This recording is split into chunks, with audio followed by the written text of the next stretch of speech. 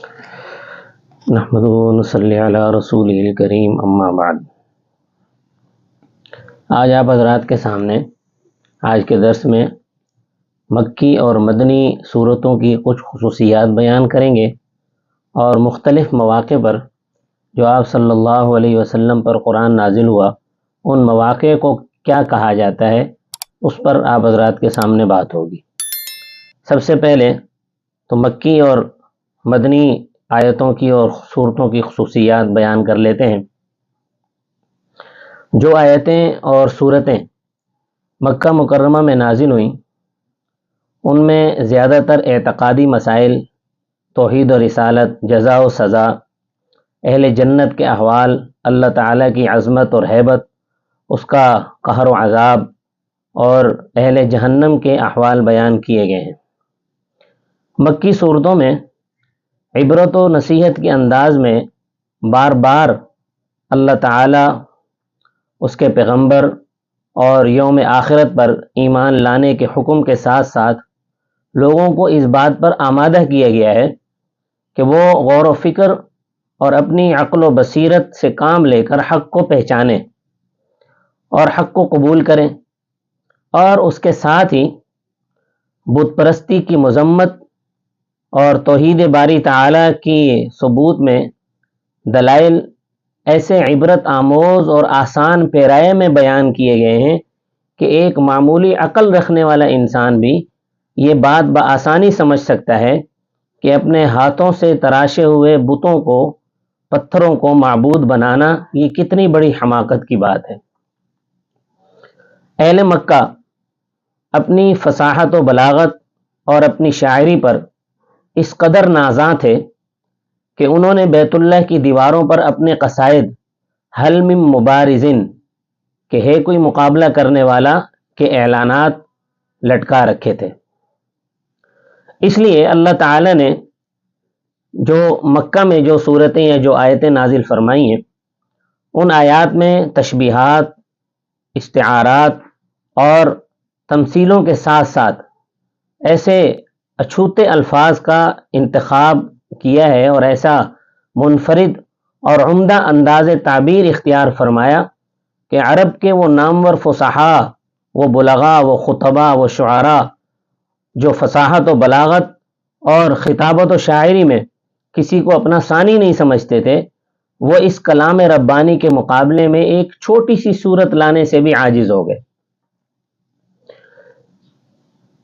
اس کے برعکس جو مدنی صورتیں ہیں اور مدنی آیتیں ہیں جو صورت مدینہ میں نازل ہوئی ہیں ان کے مضامین نہایت سادہ ہیں اور واضح ہیں، دلائل کی قوت اور حقائق سے لبریز ہیں، کیونکہ ان آیات کے مخاطب جو مدینہ میں نازل ہوئیں ان کے مخاطب اہل کتاب تھے جو علمی صلاحیتوں کے پیش نظر حقائق اور دلائل کو سمجھنے اور قبول کرنے کی اہلیت رکھتے تھے۔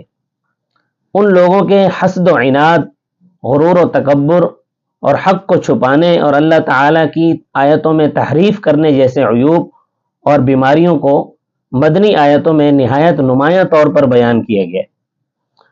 اس کے علاوہ تورات اور انجیل کی ان بشارتوں کا بھی بار بار ذکر کیا گیا ہے جن میں حضرت صلی اللہ علیہ وسلم کی نبوت اور رسالت اور آپ صلی اللہ علیہ وسلم کی نشانیوں کا بیان ہے، اور اہل کتاب کو اس نبی آخر الزماں صلی اللہ علیہ وسلم پر ایمان لانے کا حکم تھا۔ ان آیتوں کو بھی ان کی طرف بھی اشارہ کیا گیا ہے۔ اسی طرح دلائل و براہین کے ساتھ یہ بھی بتایا گیا ہے کہ تورات و انجیل پر ایمان رکھنے کا تقاضا یہ ہے کہ قرآن کو تسلیم کر کے نبی کریم صلی اللہ علیہ وسلم پر ایمان لایا جائے، کیونکہ تمام آسمانی کتب اصول دین اور توحید کے معاملے میں متفق ہیں۔ ان آیات میں عبادات و معاملات سے متعلق فرائض، واجبات، مستحبات، ممنوعات، منہیات اور حلال و حرام، غزوات و جہاد، مال غنیمت، خراج اور جزیہ اور حدود و قصاص کے مسائل کا بیان ہے۔ اس کی ایک اور پہچان بھی ہے، وہ یہ ہے کہ جس صورت میں لفظ کلا یعنی جس کا مطلب ہوتا ہے ہرگز نہیں، لفظ کلا آیا ہے وہ مکی ہے.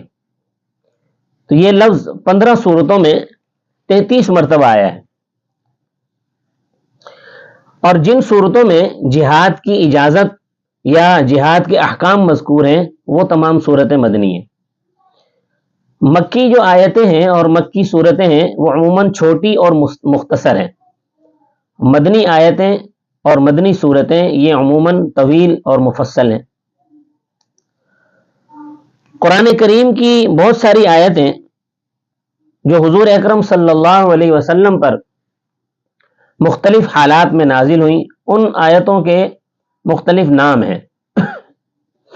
جیسے حضری آیات، یہ تقریباً علماء مفسرین نے ان کو 9 اقسام پر تقسیم کیا ہے کہ آپ صلی اللہ علیہ وسلم پر 9 حالتوں میں قرآن کریم کا نزول ہوا ہے، اور یہ حالتیں کل 9 تھیں.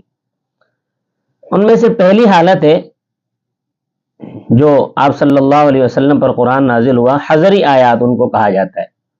حضری آیات ان آیات کو کہا جاتا ہے کہ جو آپ صلی اللہ علیہ وسلم پر اپنے وطن میں قیام کے دوران نازل ہوئی، خواہ آپ کا قیام مکہ میں رہا ہو یا ہجرت کے بعد آپ کا قیام مدینہ منورہ میں رہا ہو. تو ایسی تمام آیات کو حضری آیات کہتے ہیں. اور قرآن کریم کا بیشتر حصہ حضری آیات پر ہی مشتمل ہے. کہتے ہیں نا سفر و حضر، تو یہ حضر جو ہے یہ وطن میں قیام کو کہا جاتا ہے. دوسری آیات کی قسم ہے سفری آیات، وہ آیات جو آپ صلی اللہ علیہ وسلم پر سفر کی حالت میں نازل ہوئی، وہ سفری آیات کہلاتی ہیں. ان میں بہت ساری آیات ہیں، جیسے مثال کے طور پر سورہ بقرہ کی آیت ہے وَاتَّخِذُوا مِن مَّقَامِ إِبْرَاهِيمَ مُصَلًّى. یہ سفر کے دوران حجۃ الوداع کے موقع پر بیت اللہ کے طواف کے بعد اس وقت نازل ہوئی جب حضرت عمر فاروق رضی اللہ تعالیٰ عنہ نے اس بات کی تمنا کی کہ کاش ہم مقام ابراہیم کو مصلی بنا لیں. اسی طرح بہت ساری سفری آیات ہیں. تیسری قسم ہے نہاری آیات. نہاری آیات ان آیتوں کو کہا جاتا ہے کہ جو دن کے وقت میں آپ صلی اللہ علیہ وسلم پر نازل ہوئی، اور قرآن کریم کا اکثر حصہ جو ہے وہ نہاری آیات پر مشتمل ہے. قرآن کریم کا اکثر حصہ آپ صلی اللہ علیہ وسلم پر دن کے اوقات میں نازل کیا گیا. چوتھی قسم ہے لیلی آیات. لیلی آیات ان آیات کو کہا جاتا ہے کہ جو آپ صلی اللہ علیہ وسلم پر رات کے وقت میں نازل کی گئی. مثلا سورہ آل عمران کی آیت ہے ان فی خلق السماوات والارض واختلاف اللیل والنہار لآیات لأولی الالباب. یہ لیلی آیات ہے، اور اس جیسی یہ آیتیں رات کے وقت نازل ہوئی. حضرت عائشہ فرماتی ہیں کہ ایک دن حضرت بلال رضی اللہ تعالیٰ عنہ صبح کی نماز کے وقت حاضر ہوئے تو اس وقت آپ رو رہے تھے. حضرت بلال نے رونے کا سبب دریافت کیا تو آپ صلی اللہ علیہ وسلم نے فرمایا آج رات مجھ پر یہ آیتیں نازل ہوئیں.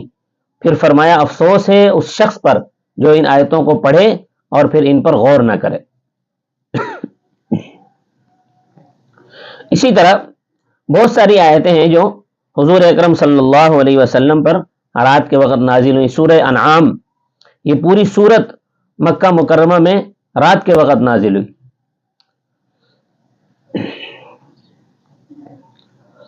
پانچویں ہے فجری آیات. فجری آیات وہ آیات کہلاتی ہیں جو آپ صلی اللہ علیہ وسلم پر فجر کے وقت نازل ہوئی. فجر کے وقت جو نازل ہوئی ان میں بھی کافی ساری آیات ہیں، جیسے کہ جس آیت میں نماز کا حکم دیا گیا ہے سورہ مائدہ کی آیت ہے یا ایھا الذین آمنوا اذا قمتم الى الصلاة فاغسلوا وجوہکم وایدیکم الى المرافق وامسحوا برؤوسکم وارجلکم الى الکعبین وان کنتم جنبا فاطہروا وان کنتم مرضى او على سفر او جاء احد منکم من الغائط او لامستم النساء فلم تجدوا ماء فتیمموا صعیدا طیبا فامسحوا بوجوہکم وایدیکم. یہ تشکرون تک یہ آیتیں آپ صلی اللہ علیہ وسلم پر فجر کے وقت نازل ہوئی. اسی طرح سورہ آل عمران کی آیت ہے لیس لک من الامر شیء او یتوب علیہم، یہ آگے ظالمون تک، یہ آیت بھی فجر کے وقت نازل ہوئی، بلکہ فجر کے وقت فجر کی نماز کے دوران یہ آیتیں نازل ہوئی کہ جب آپ صلی اللہ علیہ وسلم دوسری رکعت کے رکوع میں تھے، تو اس کے بعد آپ صلی اللہ علیہ وسلم نے، کیونکہ آپ صلی اللہ علیہ وسلم ان دوران میں کافروں کے حق میں بد دعا کرنے کے لیے قنوت نازلہ پڑھا کرتے تھے، تو جب یہ آیتیں نازل ہوئی تو آپ صلی اللہ علیہ وسلم نے قنوت نازلہ ترک فرما دی تھی۔ چھٹی قسم ہے صنیفی آیات۔ صنیفی آیات وہ آیتیں، صنیفی یا صیفی آیات وہ آیتیں جو گرمی کے موسم میں آپ صلی اللہ علیہ وسلم پر نازل ہوئی، ان کو صیفی آیات کہا جاتا ہے، صاد سے صیفی۔ جیسے یستفتونک قل اللہ یفتیکم فی الکلالہ، یہ حجۃ الوداع کے موقع پر موسم گرما میں نازل ہوئی۔ اس طرح کی اور بھی کافی ساری آیات ہیں۔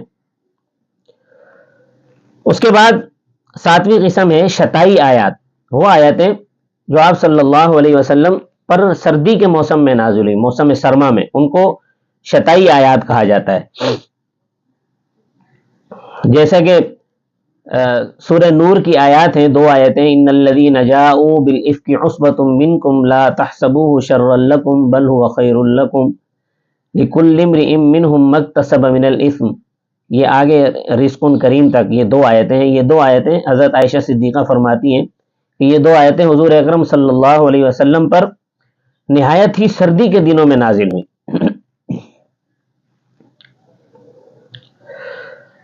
اس کے بعد آٹھویں قسم ہے فراشی آیات۔ فراشی آیات ان آیات کو کہا جاتا ہے کہ جو آیات اس وقت نازل ہوئی کہ جب آپ صلی اللہ علیہ وسلم پر اپنے بستر پر آرام فرماتے، کہ آپ کے آرام فرماتے ہوئے وہ آیات نازل ہوئی، انہیں فراشی آیات کہا جاتا ہے۔ سورہ مائدہ کی آیت ہے واللہ یعصمک من الناس، یہ آپ صلی اللہ علیہ وسلم پر اس وقت نازل ہوئی جب آپ اپنے بستر پر آرام فرما رہے تھے۔ اسی طرح وعلی الثلاثۃ الذین خلفوا، یہ آیت بھی حتی اذا ضاقت علیہم الارض، سورہ توبہ کی آیت ہے۔ اس آیت کا نزول غزوہ تبوک میں جو صحابہ پیچھے رہ گئے تھے، جو غزوے میں شامل نہیں ہوئے تھے، تو ان کی جب توبہ قبول ہوئی تو ان کی توبہ قبول ہونے کے بارے میں یہ آیت رات کے آخری حصے میں نازل ہوئی، آپ اپنے بستر مبارک پر آرام فرما رہے تھے۔ نویں اور آخری قسم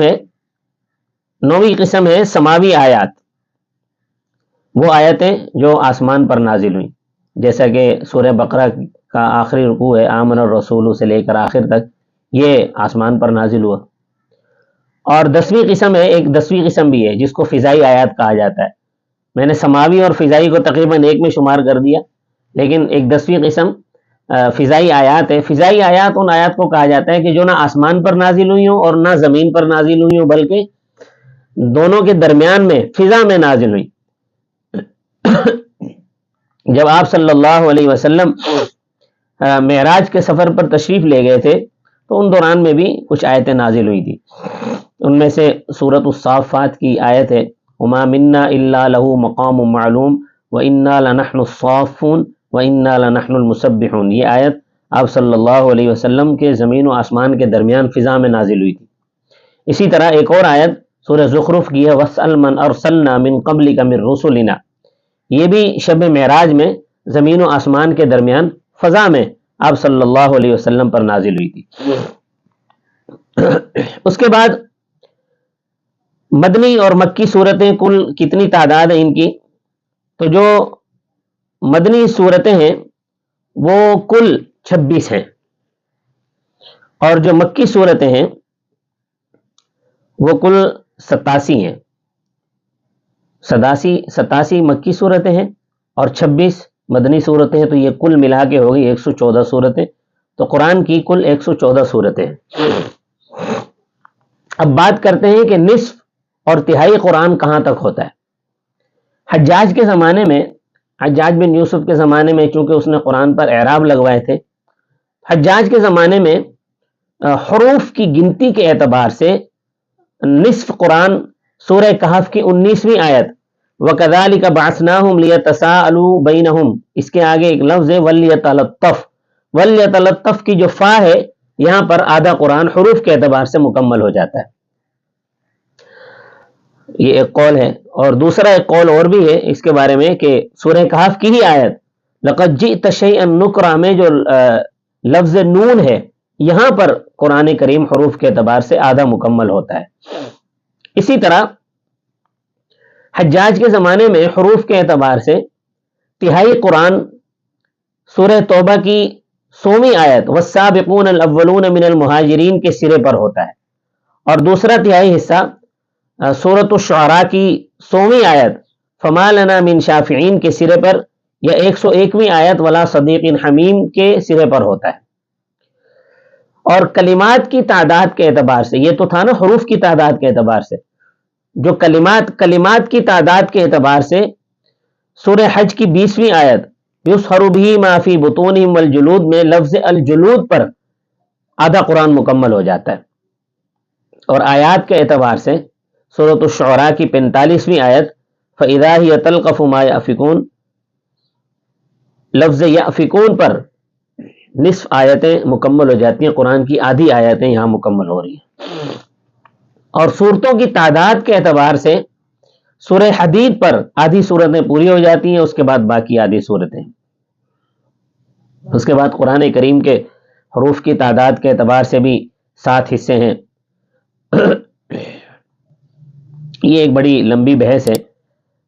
انشاءاللہ کل کے درس میں ہم جانیں گے کہ قرآن جو ہمارے پاس پہنچا ہے، ہم تک آیا ہے، یہ اتنا محفوظ طریقے سے ہم تک کیسے پہنچا ہے، اور اس کو محفوظ کرنے میں صحابہ کرام کا کیا کردار ہے، اور اللہ تبارک و تعالی نے قرآن کریم کی حفاظت کے بارے میں کیا ارشاد فرمایا ہے، یہ انشاءاللہ کل کے درس میں جانیں گے. آج کے لیے اتنا ہی. وما علینا الا البلاغ المبین.